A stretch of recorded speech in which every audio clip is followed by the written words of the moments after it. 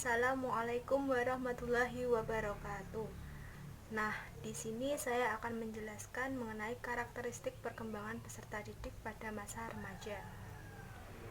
Pertama-tama saya akan menjelaskan apa itu masa remaja. Masa remaja merupakan masa transisi dari masa kanak-kanak menuju masa kedewasaan. Masa remaja berlangsung dari usia 11 sampai 12 tahun sampai dengan 16 sampai 22 tahun. Adapun aspek-aspek perkembangan peserta didik pada masa remaja yaitu yang pertama yaitu perkembangan fisik. Perkembangan fisik pada remaja yaitu ditandai dengan adanya pubertas. Pubertas ini berbeda antara pria dan wanita. Tanda-tanda pubertas pada pria yaitu yang pertama, mengalami mimpi basah. Yang kedua, mengalami perubahan suara yang membesar. Yang ketiga, membesarnya penis. Yang keempat, tumbuhnya jakun. Yang kelima, tumbuhnya rambut di sekitar kelamin, ketiak maupun di wajah. Sedangkan pada wanita yaitu 1. Mengalami menstruasi yang pertama, 2. Membesarnya pinggul, yang ketiga membesarnya payudara, keempat tumbuhnya rambut di sekitar kelamin maupun ketiak. Adapun perkembangan motorik pada remaja yaitu semakin matangnya sistem saraf otak untuk mengatur otak melakukan keterampilan motorik. Keterampilan motorik sendiri itu terbagi menjadi 2, yaitu keterampilan motorik halus dan keterampilan motorik kasar. Keterampilan motorik halus ini seperti menggambar, menulis, memotong, dan lain-lain. Sedangkan keterampilan motorik kasar yaitu berjalan, berlari, melompat, dan lain-lain. Keterampilan motorik atau perkembangan motorik merupakan perkembangan internal pada remaja yang lebih menonjol pada perkembangan remaja itu eksternalnya seperti emosi dan sosialnya.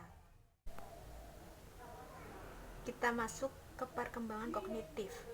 Perkembangan kognitif remaja ini merupakan kemampuan individu untuk mengingat informasi.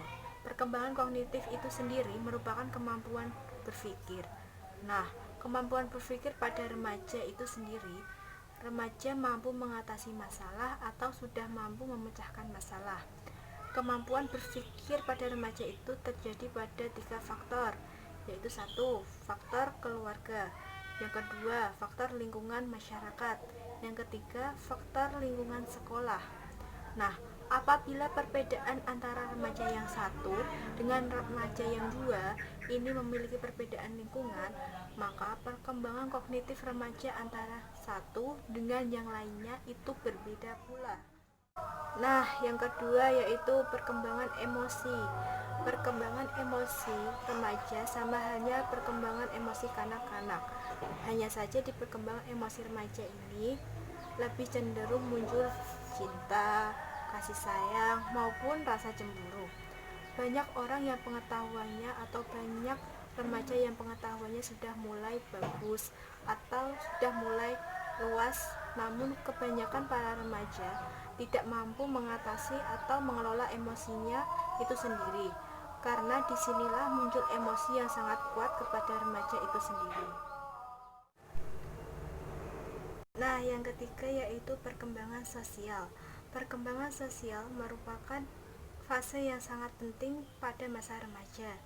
Karena di sini kita dapat melihat atau memantau jati diri remaja itu sendiri dari lingkungan maupun sosialnya. Di sini perkembangan apabila remaja tidak dapat mengatasi perkembangan sosialnya, maka semua akan menjadi buyar atau tidak bagus.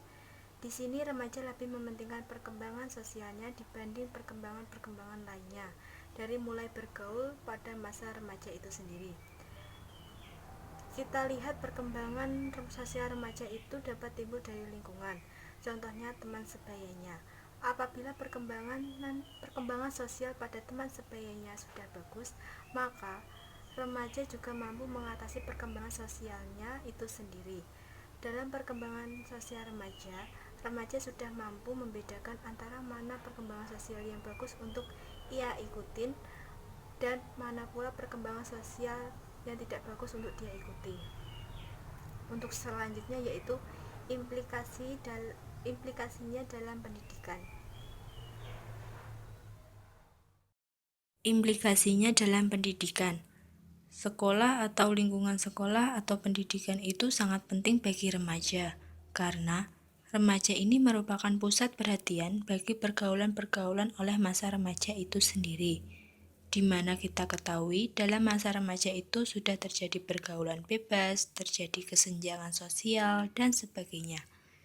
Di sini, pendidikan sangat berperan penting untuk mengatur atau untuk melihat, menjaga remaja itu sendiri agar tidak melakukan kesenjangan sosial itu sendiri, di mana pendidikan juga memberikan pengetahuan yang lebih atau pengetahuan yang luas pada remaja itu sendiri, karena menjadi pusat perhatian itu ada pada masa remaja.